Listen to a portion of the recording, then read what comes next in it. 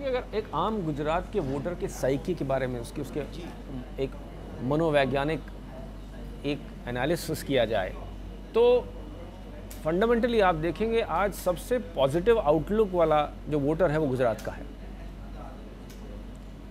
अब उसके कारण आप बहुत सारे कह सकते हैं, नरेंद्र मोदी जी की लीडरशिप, उनका स्टाइल, उनका डायनामिज्म, उनके बारे में जो पढ़ने को, सुनने को, देखने को मिलता है, उनका कॉन्स्टेंटली गुजराती अस्मिता की बात करना, इसे आप फील गुड टेक्निक्स भी कह सकते हैं। लेकिन अंततः तो आपको मानना पड़ेगा कि वहाँ का वोटर आज अपने आप को गुजरात का होने के नाते खास मानने लगा है।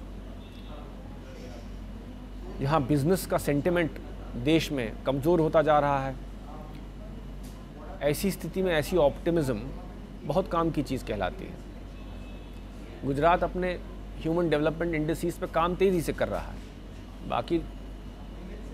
बाकी राज्य भी कर रहे हैं, लेकिन गुजरात का तरीका और उसके बारे में चर्चा जिस लेवल की हो रही है वो अपने आप को अब देश से ऊपर मान पा रहा है और वो अपनी चर्चा अब या अपना कॉन्टेक्स्ट दूसरे देशों के साथ मेलजोल करने की स्थिति में है। इसकी तारीफ करनी पड़ेगी।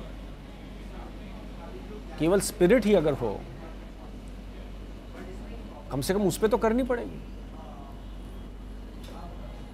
आदमी डायनामिक हो एक बात होती है, डायनामिज्म की चाह रखता हो ये और बड़ी बात होती है, क्योंकि उसके बिना वो डायनामिज्म नहीं आता है।